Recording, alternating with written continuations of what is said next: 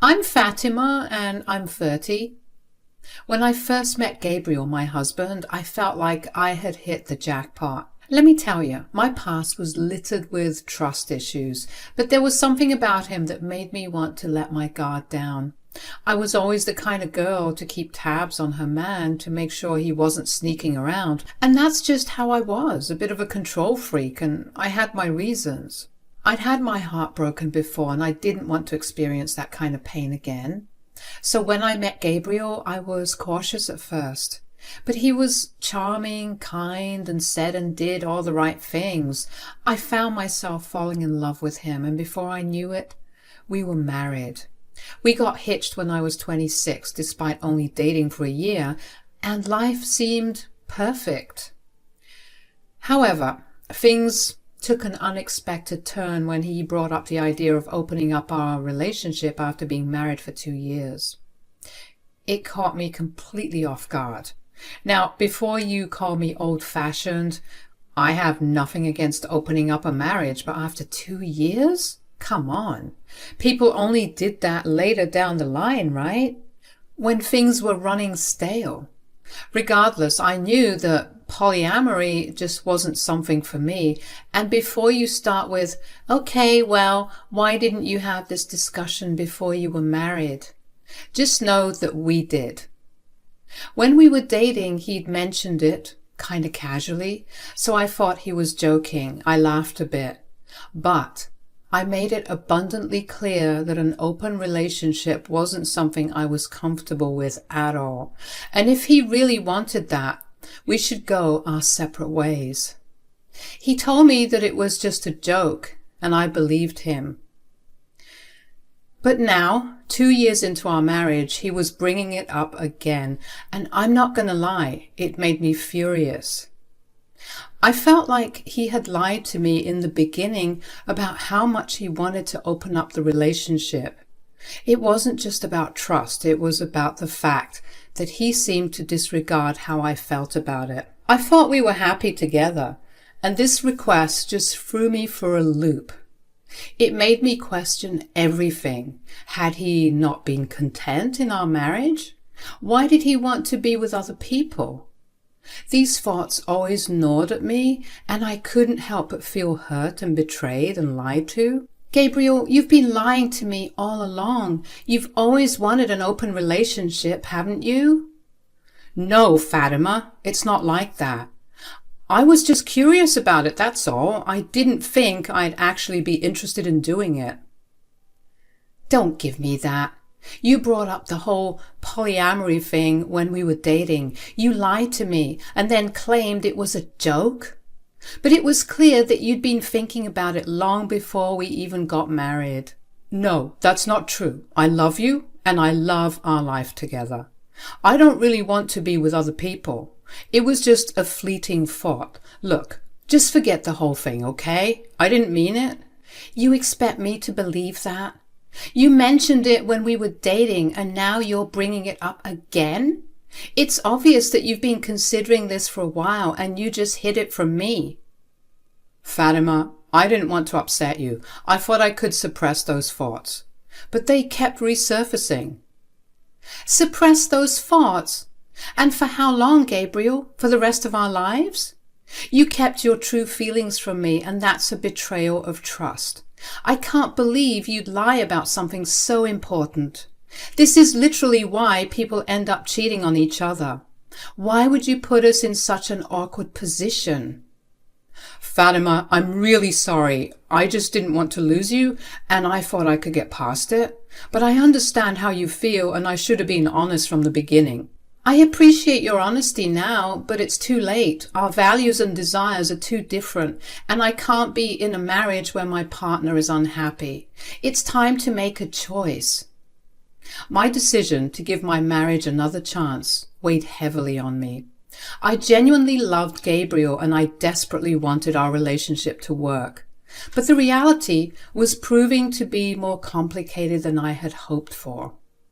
The newfound agreement of open and honest communication in our marriage didn't seem to be holding up. At least I was holding it up on my end, that is. It really felt like their fights were escalating, and I can say with certainty that it wasn't my fault. I was always trying my best to maintain a positive and supportive atmosphere, but Gabriel was frequently in a foul mood, and any attempts at cheering him up were always met with hostility. This, as you can imagine, led to more arguments and fights. Each day I would wonder if I was doomed to always have troubled and toxic relationships. I saw my therapy sessions as a way to grow and become a better person, while Gabriel seemed stagnant. The positive changes in my behavior, such as avoiding yelling or arguing and instead seeking constructive solutions to our issues, didn't sit well with him for some reason. It was as if he missed the toxicity of their past relationship, which was ridiculous to think about. Despite my own personal growth and maturation, I couldn't help but feel the weight of our crumbling relationship. I had hoped for a fresh start when I decided to stay, but it was becoming increasingly evident that some issues ran too deep to be resolved on their own, especially if one of us wasn't willing to work on their own demons. I took the initiative to suggest couples therapy, believing that professional guidance could help us navigate the complexities of our relationship. However, Gabriel always refused the idea, insisting that they didn't need therapy. He viewed our situation as fine, even when it was clearly not. As my therapist wisely pointed out, one person couldn't force the other into therapy. The willingness to seek help should come from both sides and within. If not, resentment and tension could build, further straining our already fragile relationship. Needless to say, I was frustrated and tired of trying to improve our marriage all on my own. I felt like I was parenting someone, and the last thing I was going to do was coddle a grown man. So I stopped pushing Gabriel to join me in therapy, as the therapist suggested. This decision led to even more distance between us. It seemed as though Gabriel was resisting any positive changes, which was always baffling to me. I felt stuck. Obviously, my heart still belonged to Gabriel, but my mind was growing tired of the constant emotional roller coaster and having to do the majority of the emotional labor in the house. The foundation of trust we needed to survive was crumbling under the weight of all the unresolved issues and the unwillingness to confront them. This man would sometimes pick fights with me for no apparent reason. I would try and remain calm as always, but he would double down and be so reactive that I would need to get away from him just so that I could hear myself think. It was exhausting, and my patience with him was wearing thin. Fatima, you've just changed so much. You don't even care about me anymore, do you? Gabriel, that's not true. I care about you deeply. You know this. Then why is it that when we have issues, you're always so calm and nonchalant about it? Let me get this straight. You're upset with me because I have good conflict resolution skills? That's not what I said. Okay, look, I'm just trying to find better ways to handle our disagreements and make our relationship stronger. Well, I don't like it. I feel like you don't even love me. Gabriel, my love for you is the reason I'm trying to improve our relationship. I want us to be happy together. Happy? Happy like you're Mrs. Perfect with all your therapy and coping mechanisms? Gabriel, therapy has helped me grow and understand myself better. I'm not perfect, but I'm trying to be a better partner for me and for you. You could both benefit from therapy, you know. It's never too late to join me. No, I don't need therapy. It's not for me. Gabriel, it's not about being broken. It's about gaining tools and insights to make our relationship stronger. I think it could really help us communicate and understand each other better. I'm fine the way I am. You're the one who's changed. I'm changing because I want us to be better. I want us to work through our issues together. It's not about who's right or wrong. It's about us. It's not you versus me. It's us versus the problem. As the months went by, I continued to improve my communication and conflict resolution skills through therapy, while Gabriel seemed to grow more and more bitter.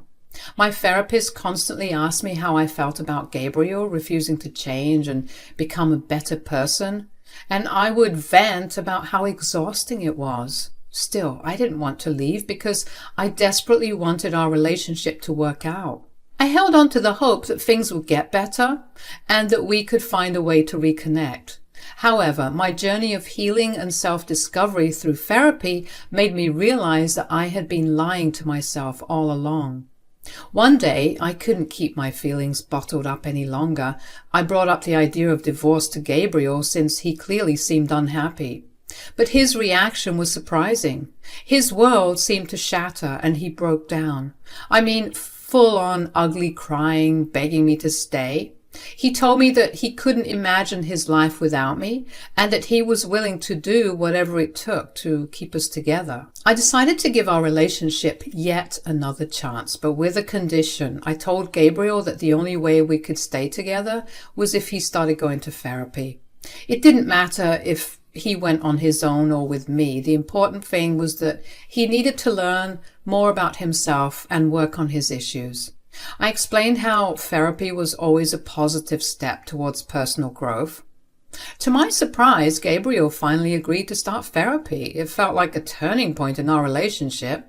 We began attending couples counseling sessions together, and for the first time in a long while, things started looking up. Gabriel and I even began discussing the possibility of having children. It seemed like we were on the path to rebuilding our relationship, and I hoped that this time things would truly improve between us. As things appeared to be improving, I started noticing that Gabriel was using the language and ideas we learned in therapy to manipulate and control situations in his favor. Apparently, it's called therapy speak, and people tend to adopt psychological terms to justify their bad behaviors and not take accountability. Just when I thought things couldn't get worse, guess what he did? Just guess. He raised the issue of an open relationship again. And this time I completely lost my cool. I couldn't contain my anger and frustration any longer. I yelled at him, asking him what his problem was.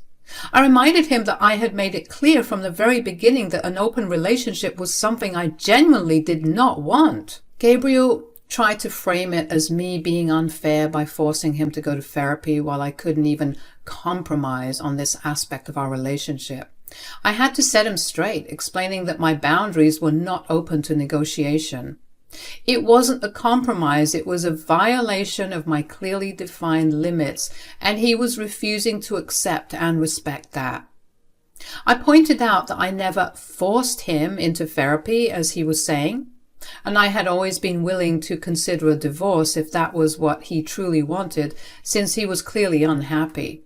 In fact, it was Gabriel who seemed distraught and eager to stay together, even though it was clear that our compatibility had faded over time. My words deeply hurt him, apparently.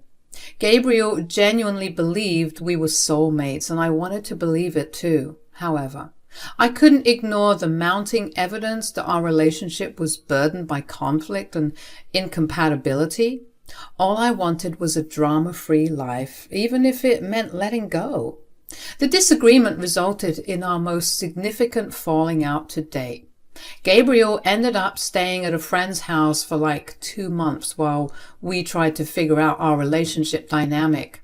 It was exhausting, and I felt torn about what to do next. My therapy sessions continued to remind me that I needed to end things with Gabriel, even if it was going to be painful.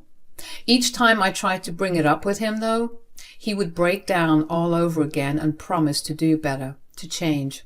And every time, his efforts would only last for a month or so before he returned to his old habits, showing little consideration for our relationship and triggering my unresolved issues.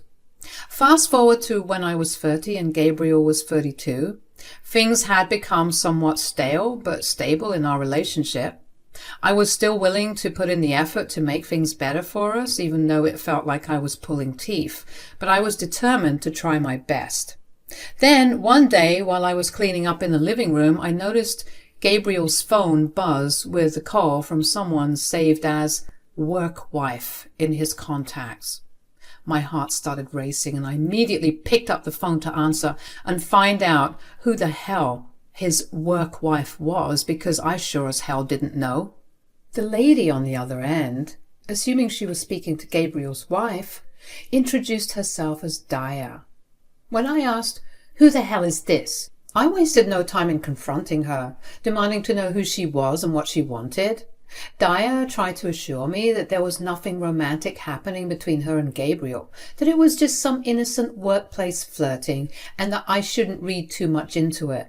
But her words did little to help my rising suspicions, and I wasn't about to take her at face value. I mean, I barely knew the lady. I hung up the phone and marched over to Gabriel, my anger simmering just beneath the surface. I was trying so hard to remember all the things I learned in therapy, but in that moment I swear I wanted blood. I demanded an explanation, wanting to know what the hell was going on and whether he was cheating on me. His response was to deny any wrongdoing, saying that he would never do such a thing and that I was overreacting. "Gabriel, I'm not overreacting. I can't believe you just let that woman call herself your work wife without talking to me about it. It hurts my feelings. Why can't you see that?" "Seriously, Fatima? You're always so overbearing and controlling. Can't I have friends at work? Get over yourself." "I'm not against you having friends at work, but why would you let her call herself your work wife? That's a boundary that should have been discussed between us." "You're too controlling. You want to manage every aspect of my life, and I can't breathe without your permission. It's suffocating." "It's not about control, Gabriel. It's about respect and open communication in our relationship. I just don't get why you would do this to me." "Well, I don't. I don't need your approval for my friendships." "If you can't respect me and our relationship enough to have a simple conversation about boundaries, then maybe this isn't the right relationship for either of us."